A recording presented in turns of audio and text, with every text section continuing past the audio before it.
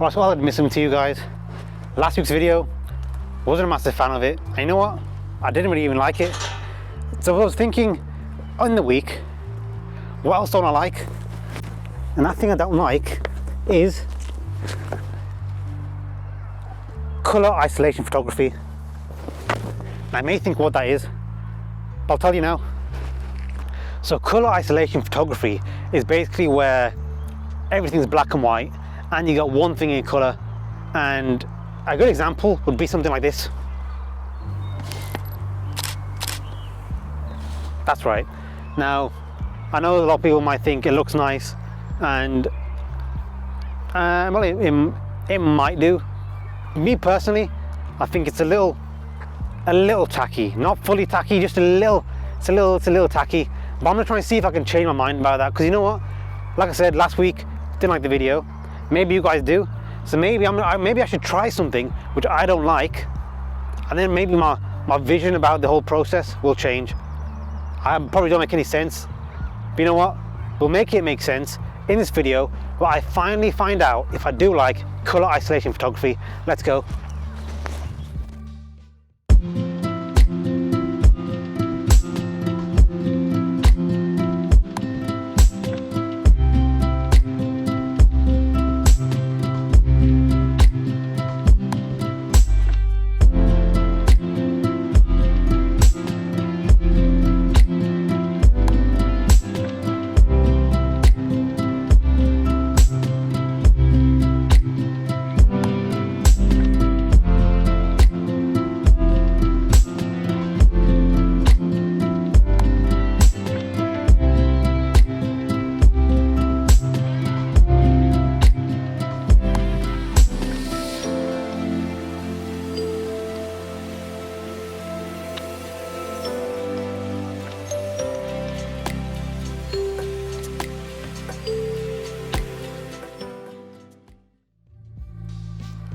Right, so I'd say one thing I do hate about the color isolation thing is I just feel like it's a bit too easy to do, and it's something that you can do and put not much thought into it. Not that's a bad thing. I mean, maybe, you know, it's good to have something easy, but I just feel like most of the ones that I've seen, and I'm not bagging on anyone, I'm not saying anything about anybody in particular, I'm just saying I've seen a lot online where there's black and white photography and it's kind of like, oh, that's cool, but there's not much thought into it. So I'm gonna try and think about it a little bit more, and also I'm gonna try and use a decent lens. It's 50mm. Hopefully this will give me some nice depth to it. Got some plants around here, maybe some people if there are any around here, I don't know, we'll see. And I'd say for me personally, the one thing that I hate about this is I'm doing something that I hate, but maybe that's a good thing. Well, anyway, I'll get back to you with more knowledge and hopefully some good pictures.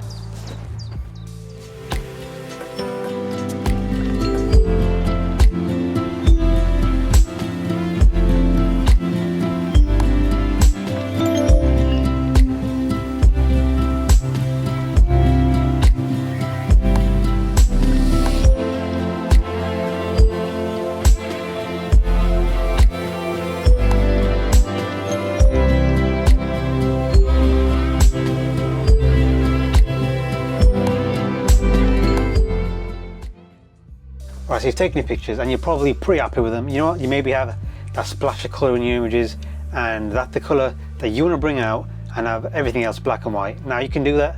Now you might think the easiest way to do this is you obviously go to your adjustment layers, you add a gradient layer, make sure that's black and white, and then go to your layer mask, select the black brush, and then just paint over all the areas where you want to bring back the colour. Now you can actually do that, and there's nothing really wrong with that.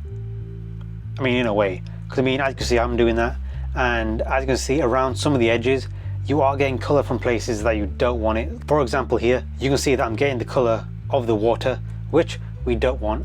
And I mean, again, you can really, if you have the time for it and you have the patience for it, you can go around whatever your subject is really precisely and just make sure only that thing is in colour. Now I can see for these pedalos, they're a really easy shape. It's pretty much just a simple curve, so you can do this with this one, But if you've got something with a lot more detail, a lot more edges that are both sharp and curved and whatever, maybe it's like a tree and you got all these leaves coming off and you got all the precise detail, whatever, that's a lot of time you're taking, and you really don't need to waste all that time, because there's a really simple way. You can just select the color that you want. I mean, you got to do a little bit afterwards, but you know what, I'll show you that anyway.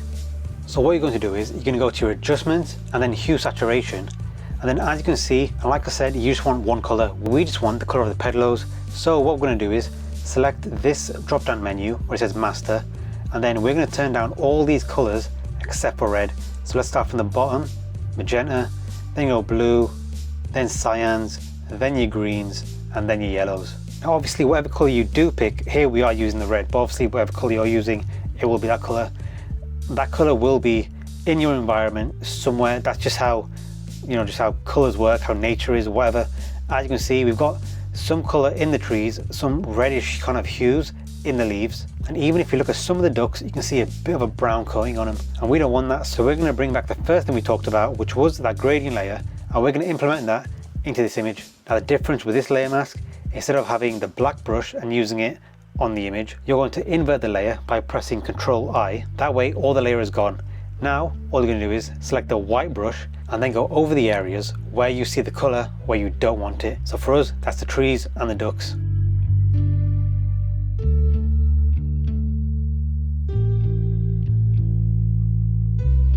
Alright, and the last thing we're going to do is we're just going to add a levels layer, and we're just going to very slightly tweak this because we just want to add a little bit of contrast in the darker areas, and even just the color a bit. It's just going to make the color pop a little bit more, and it should create a nice contrast.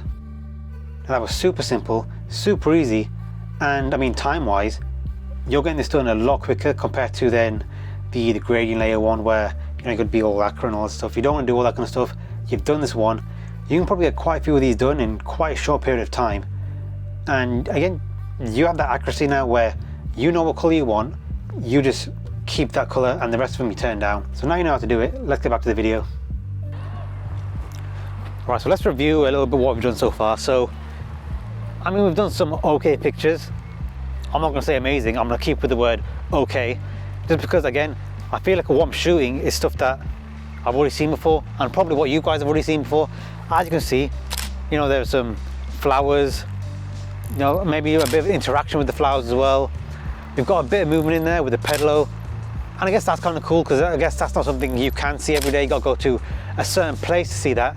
But then again, I know there's just something there that I'm not getting that full satisfaction of. This is good photography. So you know, let's move on and we'll try something else. All right, so we're done with the park now, and I was thinking, you know what? As much as I was saying, a lot of people do this type of photography.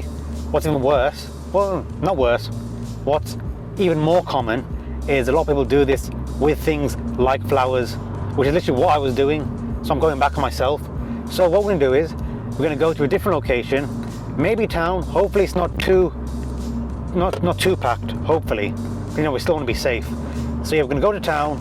We're gonna see if there's anything that sticks out. Hopefully, I don't know, there might be some events, maybe some, because you know the opening up of everything. There might be some flyers, some signs. I'm not too sure. I'm just hoping there's something a little bit different, a little bit eye-catching, and something that can really give it a story to these images. Because I feel like that's one thing that a lot of these images, these color isolation images, don't have. They don't have a story to them, or if they do, they're pretty forced. So let's go there and we'll see what we can get.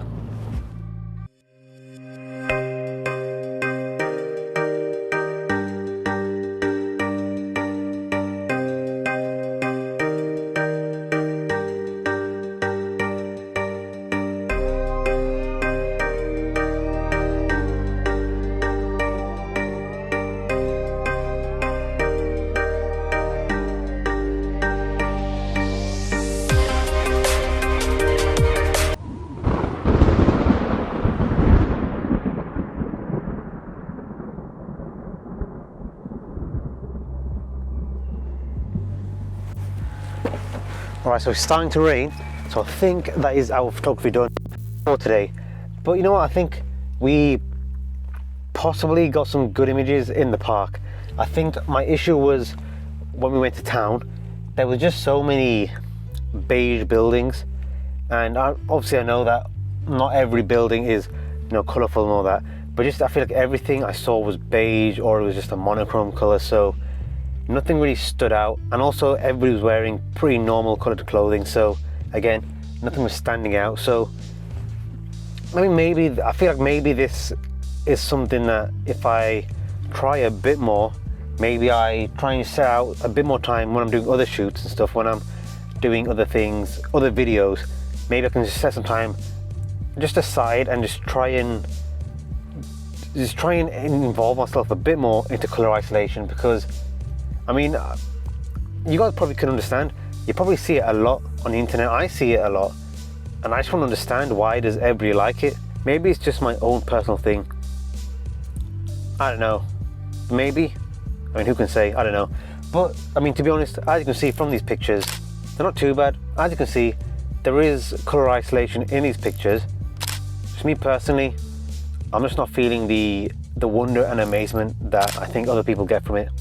I will say this though, I do think a lot of people who do this color isolation photography, they try and have some kind of deeper, maybe hidden, but it's definitely like a deeper meaning behind the idea, the photo, maybe even the color. And I'll admit, I didn't really do that today, because I think it's one of those things where if I was planning to do that, I need way more time than just an afternoon to try and create a deeper meaning with an image like that. So maybe in the future, I'll set out a week to myself where I will organize and try and create either a single image or a collection of images that are these color isolation photography, but they have this deeper meaning to it.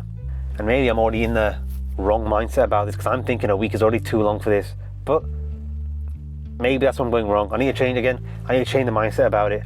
But anyway, that is the end of the video, and I hope you like it. And you know what, if you do like color isolation photography, there's nothing wrong with that. You can love it as much as you want.